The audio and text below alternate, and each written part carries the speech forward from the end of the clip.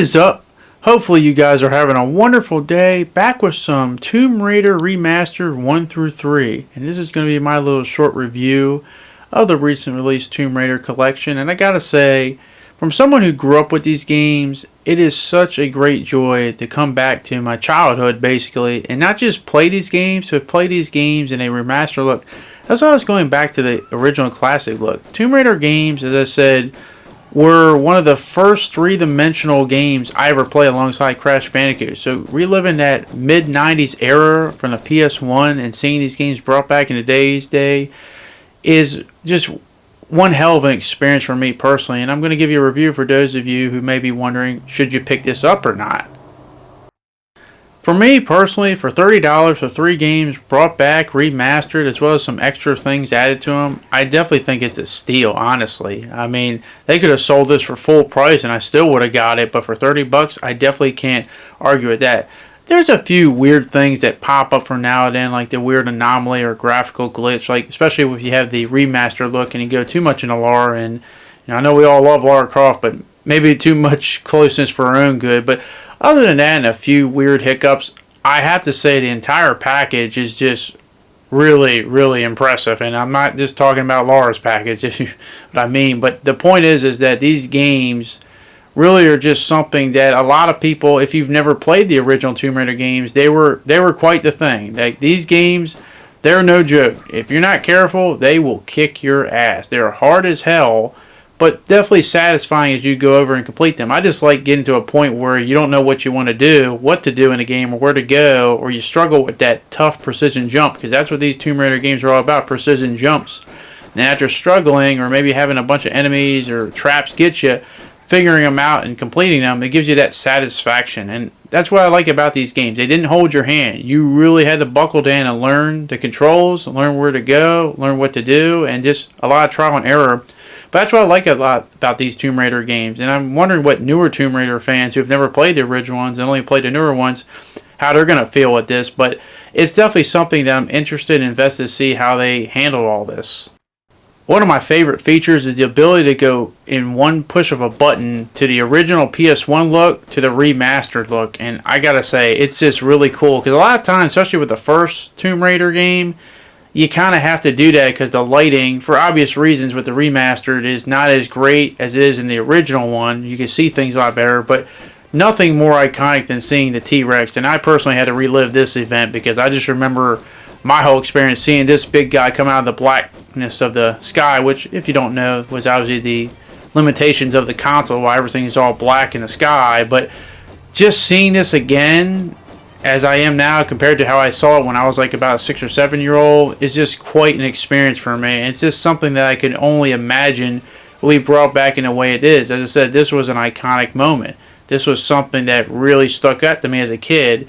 But as I said, with the push of a button, you can relive all these events and all these sequences in the remaster look that basically is the same thing, but with obviously better graphics. And I'm just kind of astounded at the level of detail they put in a lot of these levels, a lot of the character models and looks and all. And I'm constantly, as you'll see multiple times, flickering back and forth between the remaster look and the original look. Another cool thing to know is that with the remastered looks, you also get health bars for the boss fights here, and which I think is a nice touch. You know, it's nice to know that how much health, or if you're even doing anything to the boss. But once again, it's a nice added touch here that I really do enjoy, I really do like, and I just feel like there's a lot of attention to detail with so many things that, from someone who played the original ones to playing it now, I really do appreciate it. So it gives a lot of thumbs up in that category. But as I said, not everything is 100%, rainbow and sunshine here, as there are one thing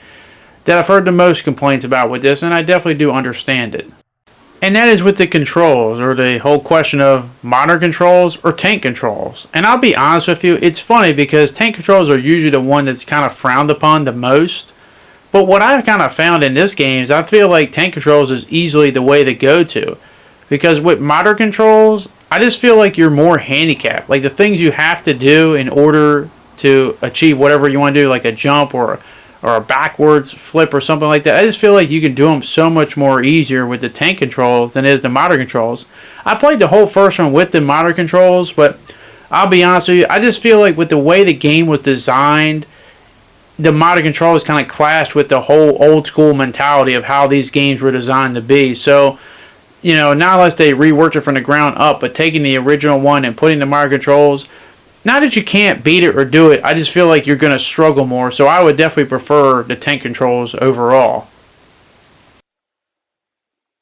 The in-game cutscenes you can also see have also been updated in their visual looks, as well as having the unique encounters that Lara has with all the unique enemies. And just for an inside note, I've always liked the random enemies you do encounter in the first Tomb Raider game. They go from all sorts of types, from people with revolvers to wisecracking people to someone on a skateboard. I've always found the unique variety to be very amusing. But ironically enough, the FMB cutscenes have been kept the same from the PS1 era. Now, I actually don't have a problem with this personally, because it's just kind of like giving that classic old school taste from a bygone era that, the era I grew up with. So seeing them like that, you could argue maybe they could have had the option to have them updated or not, but ultimately I don't mind it, and it's just nice to see that whole old school style cutscene, that era from the mid 90s, still alive and well in this game, because it kind of keeps the spirit of it. So me personally, I don't mind that there's not an option for it. I like the fact that they still kept it in there the same, but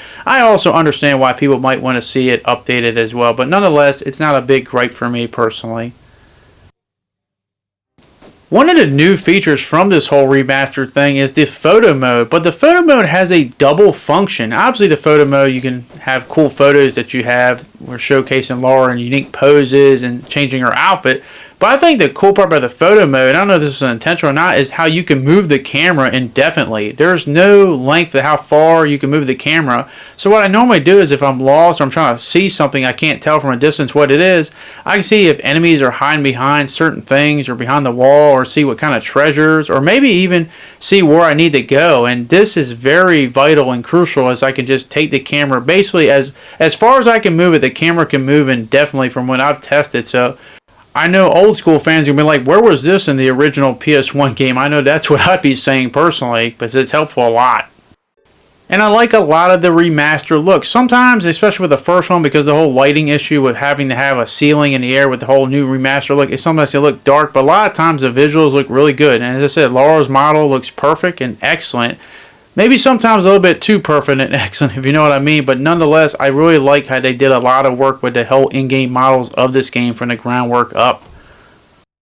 A lot of times, I'm just personally standing in awe of an area that I remembered as a kid looking at, and just staying there swapping between the old school look and the remastered look multiple times. And it's just amazing to me, just something from that era, and the constantly of just having one button pressed to change it indefinitely. And as I said, I swap multiple times, because sometimes, I feel like the old school look is the way to go, and sometimes I prefer the new school look. But having the option, and I think that's a key word, having the option and being able to do the option at a click of a button, I just think it's really cool. I think a lot of games that do this whole remastered collection should really look at this as a standard in terms of how the game should look, and at the press of a button to be able to do it.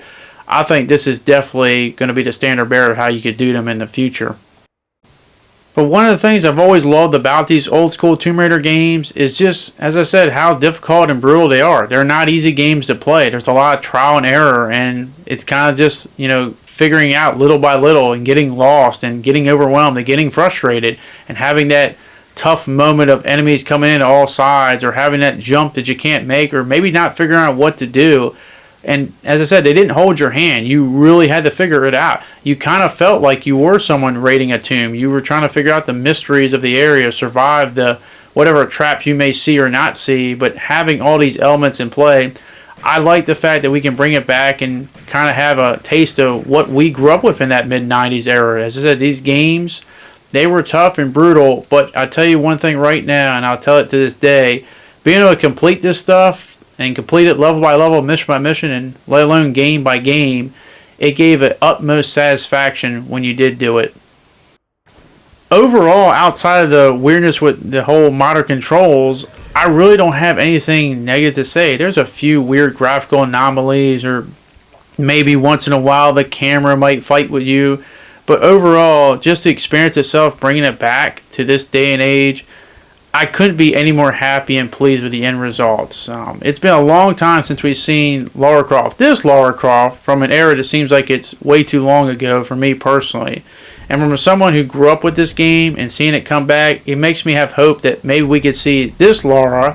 While I don't dislike the newer reboot Lara Croft, I do like and enjoy those games.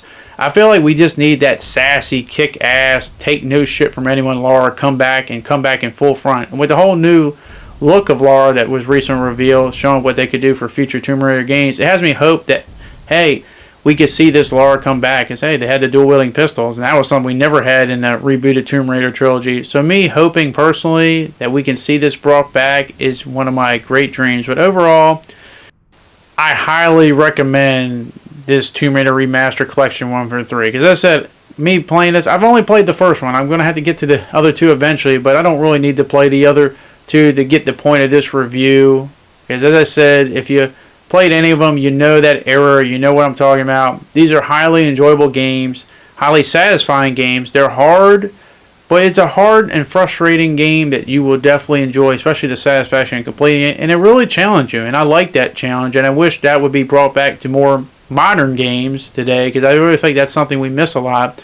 But overall, I really did enjoy my experience coming back to relive my childhood, and hopefully my childhood isn't just brought back in this game. Hopefully we can see newer Tomb Raider games kind of bring back this whole old classic spirit.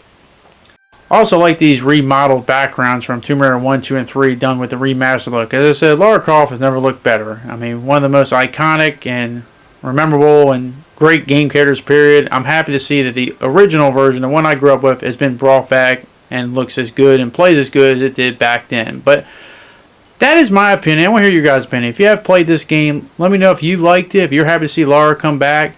But that is going to be it with this video. But before I go, I just want to say one thing.